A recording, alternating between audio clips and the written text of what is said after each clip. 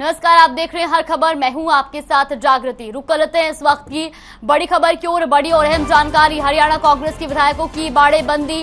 रायपुर में शिफ्ट किए गए कांग्रेस विधायक। तो कांग्रेस के 27 विधायक रायपुर में मौजूद।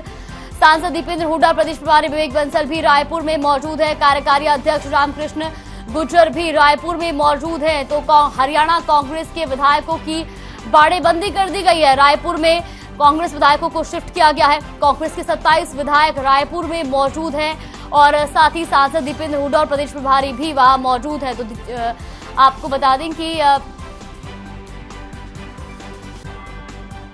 रायपुर में कांग्रेस विधायकों को शिफ्ट किया गया है और कांग्रेस के 27 विधायक रायपुर में मौजूद हैं। तो प्रदेश प्रभारी विवेक बंसल भी रायपुर में मौजूद हैं और जितेंद्र भारद्वाज समेत सभी विधायकों को वहां शिफ्ट किया गया है।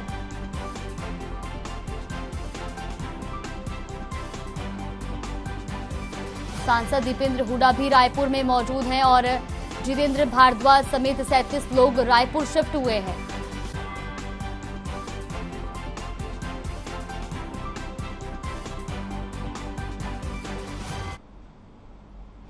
सीएम मनोहर लाल ने वीरवार को चंडीगढ़ में अमृत सरोवर पोर्टल और ग्रीवेंस रिडिशल मैकेनिज्म पोर्टल को लॉन्च किया। मुख्यमंत्री मनोहर लाल ने कहा कि प्रदेश के अति गरीब परिवारों की आय बढ़ाने के उद्देश्य से शुरू की गई मुख्यमंत्री अंत्योदय परिवार उत्थान योजना के तीसरे चरण के अंत्योदय मेलों का आयोजन 10 जून से किया जाएगा। मुख्यमंत्री ने ये जानकारी सभी जिला उपायुक्तों के साथ राज्य सरकार की प्रमुख योजनाओं की समीक्षा बैठक के बाद मीडिया से बातचीत करते हुए दी। उन्होंने कहा कि बैठक में 12 योजनाओं पर उपभोक्ताओं से फीडबैक लिया गया और नई योजनाओं पर भी विचार विमर्श किया गया। तो चंडीगढ़ में सीएम मनोहर लाल ने समीक्षा बैठक की और जहां पर उन्होंने योजनाओं का फीडबैक लिया तो वहीं नई योजनाओं पर भी विचार विमर्श इस बैठक में किया गया।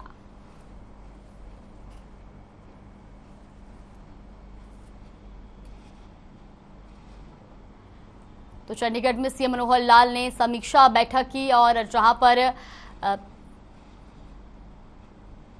आपको बता दें कि योजनाओं को लेकर फीडबैक भी लिया गया और साथ ही साथ नई योजनाओं पर भी विचार विमर्श हुआ।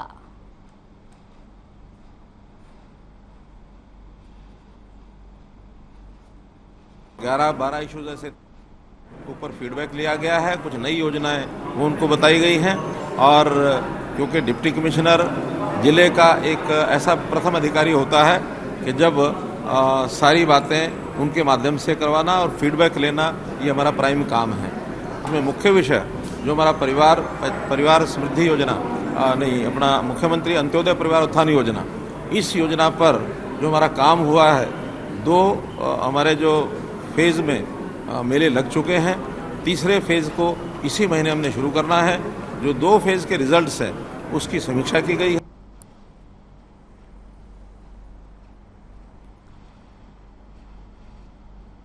बीजेपी और जेजेपी के पदाधिकारियों की बैठक हुई जिसके बाद ओपी धनखड़ ने कहा कि बीजेपी और जेजेपी एक साथ मिलकर निकाय चुनाव लड़ेंगी, जिसमें टोना, नरवाना, डब्बाली और नूह में जेजेपी चुनाव लड़ेगी जबकि बाकी 14 स्थानों पर बीजेपी चुनावी मैदान में रहेगी। तो चंडीगढ़ में निकाय चुनाव को लेकर बीजेपी और जेजेपी की बैठक हुई जहां आपको बता दें कि जिसके बाद प्रदेश अध्यक्ष ओपी धनखड़ ने बयान दिया कि निकाय चुनाव में बीजेपी और जेजेपी साथ में चुनाव लड़ेगी। 4 सीटों पर जेजेपी चुनाव लड़ेगी तो वहीं 14 सीटों पर बीजेपी मैदान में उतरेगी।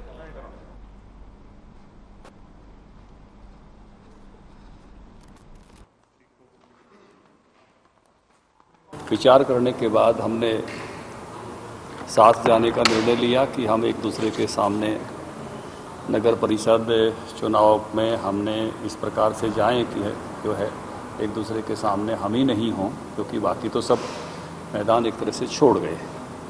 तो ये तय किया है कि टोहाना,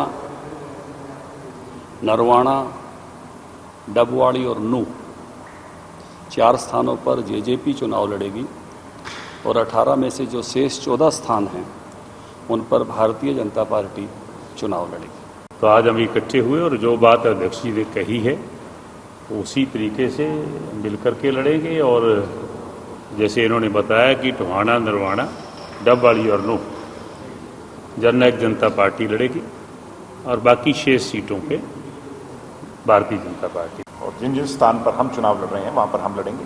बाकी जो बचे हुए स्थान जो भारतीय जनता पार्टी के हैं, भारतीय जनता पार्टी के हमारा प्रत्येक कार्यकर्ता मदद करेगा। और ये तो चुनाव कहने को इसकी टर्मिनोलॉजी आप 4 और 14 देखते हो, वैसे तो 18 की 18 पर हम साथ मिलकर के एक दूसरे के लिए मजबूती से चुनाव लड़ेंगे।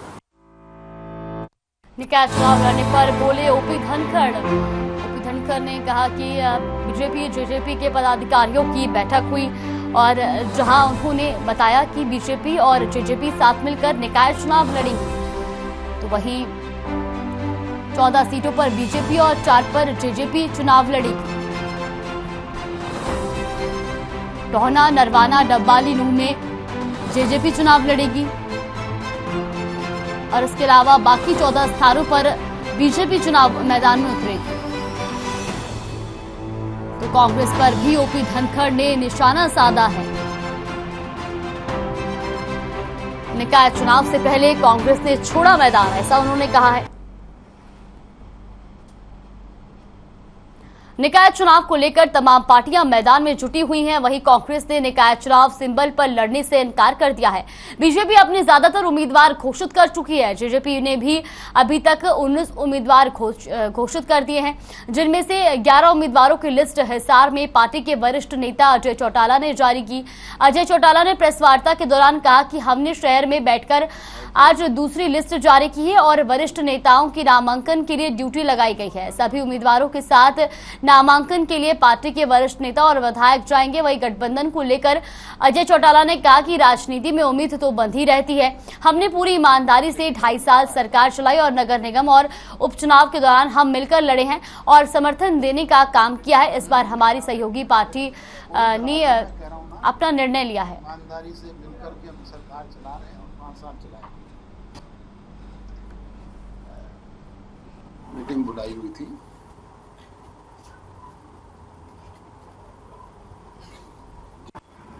दो जगह सरदार निशान सिंह जी जाएंगे, 2 जगह हमारे मंत्री जाएंगे, 2 जगह मैं जाऊंगा, एक जगह सारे हमारे स्थानीय विधायक जाएंगे नॉमिनेशन करवाने।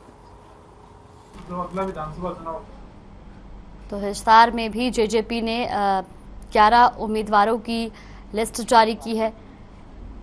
तो वही आपको बता दें कि जेजेपी ने अपनी दूसरी लिस्ट जारी की है।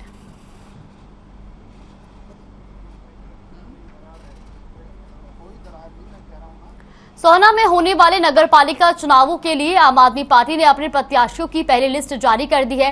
पहली लिस्ट में चेयरमैन पद के लिए ललिता को प्रत्याशी बनाया गया है। वहीं वो वार्ड 17 से उम्मीदवार हैं। इसी तरह वार्ड 1 से हिग सिंह, वार्ड 3 से मोहित यादव, वार्ड 4 से नितिन यादव और 16 से अनीता रानी को प्रत्याशी घोषित किया गया है।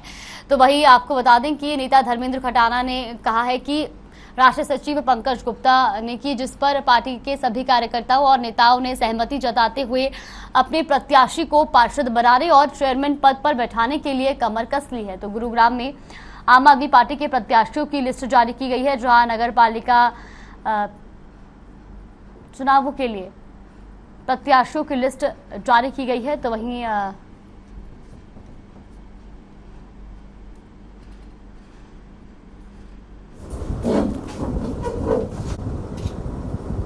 उस कई उम्मीदवारों की सारी स्क्रूटनी करने के बाद हमें एक कैंडिडेट ललिता जी, जो कि जवाहरलाल जी की बेटी हैं, एक पढ़ी लिखी कैंडिडेट मिली, जिन्होंने सिविल सर्विसेज का त्याग किया और उन्होंने हिम्मत जताई राजनीति में आके राजनीति को साफ करने की, भ्रष्टाचार को साफ करने की।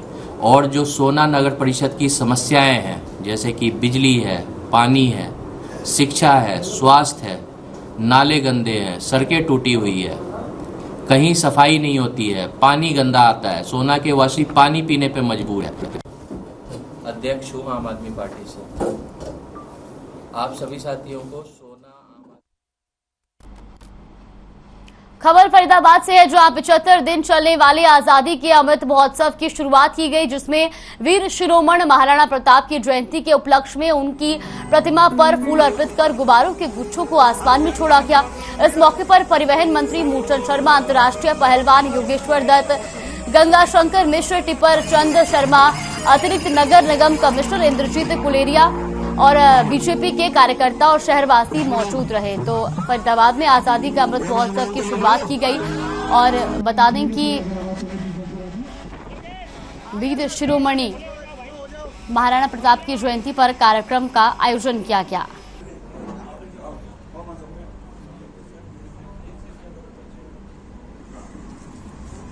आपका बहुत बहुत स्वागत है, अभिनंदन है।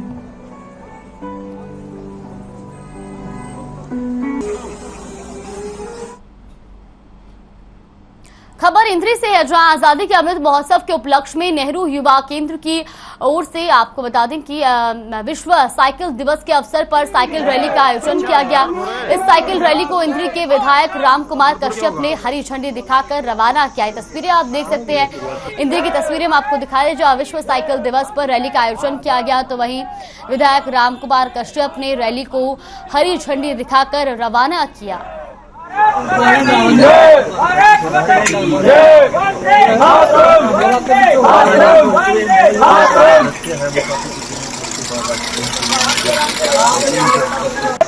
की जय, भारत माता की जय, भारत माता की। पंजाब के मशहूर सिंगर और कांग्रेस नेता सिद्धू मूसेवाला की पोस्टमार्टम रिपोर्ट आ चुकी है, जिसमें बड़ा खुलासा हुआ है। पोस्टमार्टम रिपोर्ट के मुताबिक सिद्धू मूसेवाला को 19 गोलियां मारी गई थी, जो कि शरीर के आर पार हो गई थी।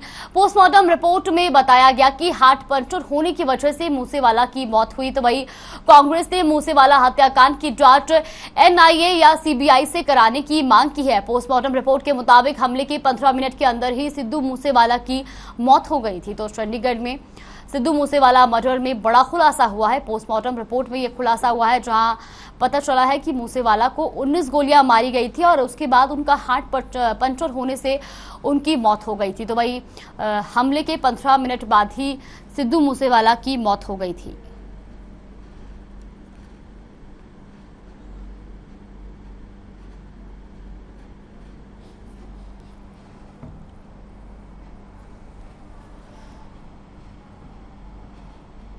फतेहाबाद में पुरानी बस स्टैंड से लेकर पपिया पार्क तक युवाओं ने सिद्धू मूसेवाला के लिए कैंडल मार्च निकालकर श्रद्धांजलि दी। साथ ही 2 मिनट तक का मौन रखा। युवाओं ने कहा कि पंजाब में सिद्धू मूसेवाला को बहरमे से मारा गया। हम सिद्धू मूसेवाला के फैन हैं और सारी दुनिया उनको सुनती है। अगर जल्द ही सिद्धू मूसेवाला को इंसाफ नहीं मिला तो पंजाब उनके गांव पहुंचकर धरना देंगे।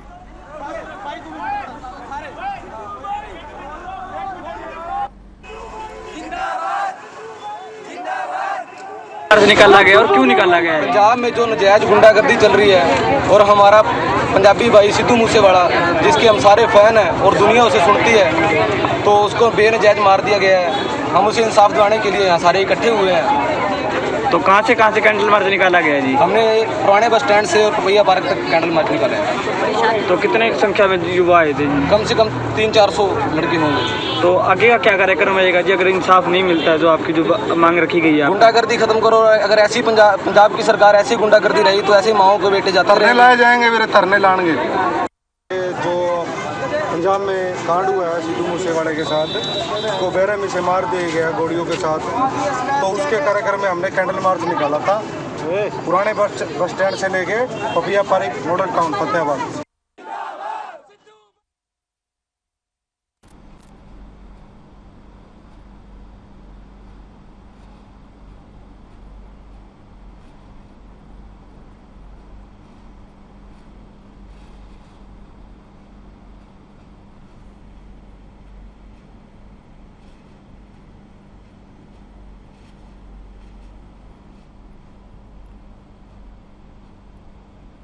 और रुक कर लेते हैं इस वक्त की बड़ी खबर की ओर। इस वक्त की बड़ी और अहम जानकारी की ओर रुक कर लेते हैं। आपको बता दें कि हरियाणा कांग्रेस के विधायकों की बाड़ेबंदी की गई है। तो वही रायपुर में शिफ्ट किए गए कांग्रेस विधायक, कांग्रेस के 27 विधायक रायपुर में मौजूद हैं और सांसद दीपेंद्र हुड्डा, प्रदेश प्रभारी विवेक बंसल भी रायपुर में मौजूद हैं। कार्यकारी अध्यक्ष रामकृष्ण भी वहां रायपुर में मौजूद हैं। रायपुर में शिफ्ट किए गए कांग्रेस विधायक, कांग्रेस के 27 विधायक रायपुर में मौजूद। सांसद दीपेंद्र हुड्डा, प्रदेश प्रभारी विवेक बंसल भी रायपुर में मौजूद और 27 विधायकों को रायपुर शिफ्ट किया गया है। तो वही कांग्रेस के 27 विधायकों को रायपुर में शिफ्ट कर दिया गया है।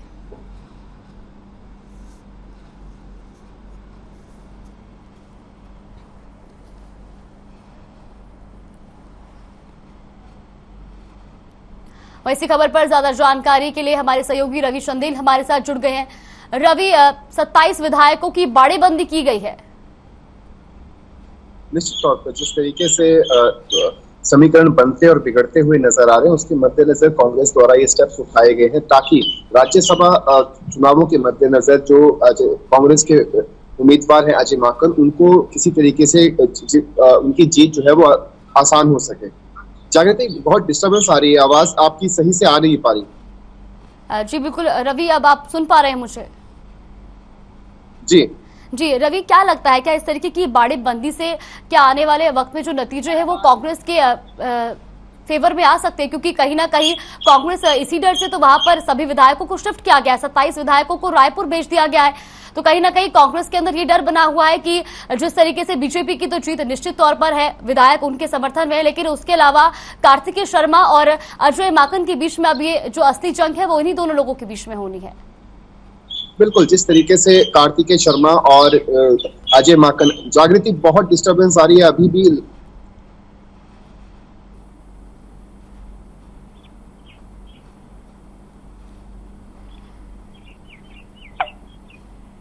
तो हरियाणा कांग्रेस के विधायकों की बाड़ेबंदी की गई है, जहां 27 विधायकों को रायपुर शिफ्ट कर दिया गया है। तो वही आपको बता दें कि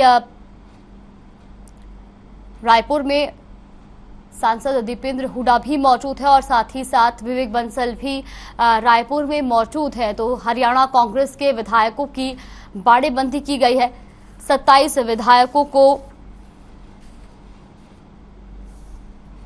रायपुर शिफ्ट किया गया है।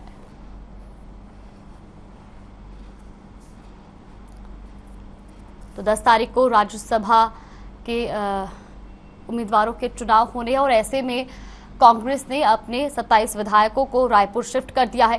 ये तस्वीरें आप देख सकते हैं जहां पर एयरपोर्ट तक जो है बस से विधायकों को ले जाया गया और उसके बाद वहां से उनको रायपुर शिफ्ट किया गया है।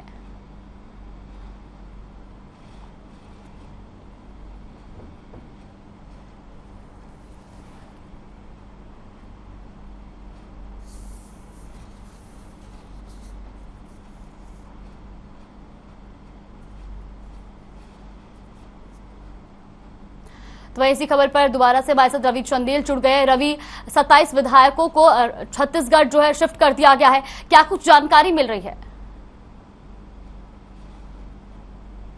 एक ट्रायंगुलर कॉन्टेस्ट बन चुका है। इस ट्रायंगुलर कॉन्टेस्ट के अंदर बीजेपी के उम्मीदवार किशन लाल पवार की जीत जो है वो निश्चित तौर पे दिखती हुई दिखाई दे रही है, लेकिन निर्दलीय उम्मीदवार कार्तिकेय शर्मा के आने के बाद से कांग्रेस उम्मीदवार अजय माकन का जो मौजूदा समय में अगर हम समीकरण मिलाएं तो 31 वोट जो है वो कृष्ण लाल पवार जो है वो ले चुके, उनके अपने विधायक जो है वो उन्हें देंगे। इसके अलावा 29 और 30 वोट यानी कि 30 का आंकड़ा जो भी उम्मीदवार कांग्रेस हो या फिर निर्दलीय उम्मीदवार कार्तिकेय शर्मा हो, जो भी उम्मीदवार 30 का आंकड़ा जो है वो आंकड़े तक पहुंच जाएगा, उसकी जीत सुनिश्चित हो जाएगी। तो इसको लेकर कांग्रेस द्वारा अपने विधायकों की नजरबंदी की जा रही है और इसी कड़ी में उनको जो है वो लगातार शिफ्ट भी किया जा रहा है। ऐसे में देखना दिलचस्प होगा कि कांग्रेस द्वारा कांग्रेस के विधायक कुलदीप बिश्नोई जो एक बड़ा नाम है, उनका वोट जो है काफी मायने रखेगा इस दौरान, जब ये इलेक्शन जो है वो एक तरह से 1 या 2 मतों के अंदर जो है डिसाइड होगा कि आखिरकार किसकी जीत और किसकी हार होगी। साथ ही साथ अगर हम बात करें निर्दलीय विधायक बलराज कुंडू और इनेलो से विधायक अभय सिंह चौटाला की,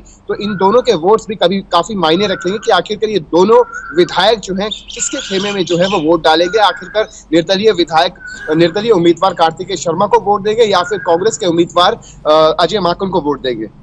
जी बिल्कुल रवि, लेकिन कांग्रेस के 31 विधायकों में से सिर्फ 27 विधायकों को ही रायपुर शिफ्ट किया गया है, जबकि कुलदीप बिश्नोई जी है वो वहां नहीं गए हैं। इसके अलावा चिरंजीव राव वहां नहीं गए। तो क्या कुछ उनकी जानकारी मिल रही है? क्या वो लगातार कांग्रेस के संपर्क में है और वो उनको रायपुर क्यों नहीं शिफ्ट किया गया? देखिए, जिस तरीके से 27 विधायकों को जो शिफ्ट किया गया है, नजरबंद किया गया है, इसके अलावा जो बाकी के रिमेनिंग विधायक हैं, तो उनके तरफ से अभी तक कोई आधिकारिक बयान जो है वो सामने नहीं आया, ना ही तो किसी तरीके की उन्होंने जो मीडिया से भी उन्होंने उचित दूरी बना के रखी हुई है। ऐसे में ये देखना दिलचस्प होगा कि आखिरकार ये जो 4 विधायक जो हैं ये किसके कांग्रेस के संपर्क में है या नहीं है, या फिर किसी जो है एक फेथ के चलते जो है उन्हें नहीं भेजा गया है कि ये वोट जो है वो कहीं नहीं जा रहे, या फिर उन्होंने जाने से इनकार कर दिया हो। तो इन तरह के तमाम कयास जो है वो लगाए जा रहे हैं, लेकिन आधिकारिक रूप से किसी भी विधायक का अभी तक कोई बयान जो है वो सामने नहीं आया है। जी रवि, और ऐसे में कहीं ना कहीं कांग्रेस का डर भी बिल्कुल जायज है, क्योंकि जिस तरीके से कांग्रेस के ही खुद के विधायकों का भी कहना है, उनके अंदर नाराजगी भी है कि किसी बाहर के व्यक्ति को जो है वो टिकट दिया गया है। उनका भी जाहिर तौर पर ये कहना है, कार्यकर्ताओं का भी ऐसा कहना है। निश्चित तौर पर जिस तरीके से अगर हम बात करें राज्यसभा चुनावों को लेकर, जिस तरीके का आवंटन किया गया है, सीटों का आवंटन हाईकमान द्वारा किया गया है, तो इस देखने वाली बात यह है कि राजस्थान के अंदर जो है वो हरियाणा के रणदीप सिंह सुरजेवाला को भेजा गया है, तो वहीं हरियाणा के अंदर जो है दिल्ली से अजय माकन को लाया गया है। निश्चित तौर पर यह गेम जो है ये पहले भी बीजेपी द्वारा भी खेली गई है। अगर हम बात करें दुष्यंत कुमार गौतम की, तो वो भी दिल्ली से ही आए थे, लेकिन जिस तरीके के आंकड़े जो है, जिस तरीके के समीकरण जो है कांग्रेस हाईकमान द्वारा जो पैदा किए गए हैं, उनका जाहिर तौर पर इस तरीके की सोच रही होगी कि आखिरकार यदि वो रणदीप सिंह सुरजेवाला या फिर कुमारी शैलजा को जो है वो राज्यसभा की सीट देते, तो कहीं ना कहीं किसी न किसी खेमे से जो नाराजगी है वो उसको झेलना पड़ता। तो ऐसे में कांग्रेस द्वारा एक सेफ प्ले खेलते हुए अजय माकन को जो है वो हरियाणा भेजा गया और रणदीप सिंह सुरजेवाला को राजस्थान भेजा गया, ताकि सेफ प्ले जो है और खेला जा सके और राज्यसभा की जो सीटें हैं उनके ऊपर जो है कांग्रेस के उम्मीदवारों को लाया जा सके। लेकिन जिस तरीके से अब कांग्रेस के खुद के विधायक, पूर्व मंत्री लगातार ये कहते हुए नजर आ रहे हैं ट्वीट के माध्यम से भी कि असल में राज्यसभा सीट के लिए हक जो है वो कुमारी शैलजा का बनता था, लेकिन अजय माकन को जबरन जो है वो थोपा जा रहा है। ऐसे में कहीं ना कहीं कांग्रेस को जो है वो बाहरी अजय माकन को, कांग्रेस के उम्मीदवार अजय माकन को जो है बाहरी का धब्बा जो है वो कहीं ना कहीं एक बड़ा जी का जंजाल बनता हुआ नजर आ रहा है। जी बिल्कुल रवि, जिस तरीके से चंडीगढ़ में जब मेयर के इलेक्शन हुए थे तब भी देखा गया था कि कांग्रेस अपने कार्यकर्ताओं को लेकर जयपुर चली गई थी, और उसके बाद वोटिंग के कांग्रेस कार्यकर्ताओं के वापस लौटने से पहले जो है वोटिंग हो चुकी थी, और जो सत्ता में बीजेपी वापस काबिज हुई थी। तो अब कहीं ना कहीं ये भी देखा जा सकता है कि अब आने वाले वक्त में क्या कुछ स्थिति देखने को मिलती है, क्योंकि जिस तरीके से कांग्रेस इस बार भी अपने विधायकों को जो है रायपुर शिफ्ट कर चुकी है। देखिए, निश्चित तौर पर कांग्रेस के अंदर जो खेमे हैं वो जगजाहिर हैं, अलग अलग तरीके के खेमे हैं, लेकिन जिस तरीके से नगर निकाय चुनाव जो है वो आगामी 19 तारीख को उनकी वोटिंग होगी, ऐसे में ऐसे लम्हे पर आकर जो है विधायकों को रायपुर शिफ्ट करना, लगातार वहां पे रखना, नजरबंद रखना कितना कारगर साबित होता है। ना सिर्फ राज्यसभा के चुनावों के मद्देनजर उसको लेकर ये स्टेप उठाया गया है, लेकिन इसका असर जो है वो निकाय चुनावों पर भी देखने को मिलेगा। जिस तरीके से सभी, अगर हम अन्य राजनीतिक दलों की बात करें, बीजेपी की बात करें, जेजेपी की बात करें, आम आदमी पार्टी की बात करें, तो तमाम पार्टियों ने जो है वो अपने विधायकों को फील्ड पर उतारा है, ताकि नगर परिषद और पालिकाओं का जो चुनाव होने जा रहे हैं, यानी कि छोटी सरकारों के जो चुनाव होने जा रहे हैं, उनको लेकर जो है पकड़ मजबूत बनाई जा सके और एक कैडर को जो है वो अपनी ओर जो है आकर्षित किया जा सके। लेकिन उसके उल्टा जो है कांग्रेस द्वारा नजरबंद किया जा रहा है अपने विधायकों को। तो ऐसे में जो उनके हलके हैं, जिन हलकों के अंदर जो है नगर परिषद के चुनाव होंगे, पालिकाओं के चुनाव होंगे, तो वहां पर जो है नगर निकाय चुनावों पर भी इसका खासा असर जो है वो देखने को मिलेगा। जी बिल्कुल रवि, बहुत बहुत धन्यवाद आपका हमारे साथ जुड़ने के लिए और तमाम जानकारी हम तक पहुंचाने के लिए। तो खबर रतिया से है, जहां शहर के बीचों बीच अनाज मंडी और मॉडल टाउन के पास 2 एकड़ में बना पार्क लोगों के लिए मुसीबतों का कारण बन चुका है। दरअसल पार्क के रास्ते पर गंदगी के बड़े बड़े ढेर लगे हुए हैं, साथ ही पार्क नशेड़ियों का अड्डा बन चुका है। सारे दिन नशेड़ी यहाँ नशा करते हैं और लोगों का कहना है कि प्रदेश सरकार एक तरफ जहां संपूर्ण स्वच्छ अभियान चलाने के दावे कर रही है, मगर धरातल की सच्चाई इस पार्क से पता चलती है। तो रतिया की तस्वीरें आप देख सकते हैं, जहां पर आपको बता दें कि ये मुसीबतों का कारण पार्क बन चुका है और साथ ही साथ ये पार्क नशेड़ियों का अड्डा भी बना हुआ है।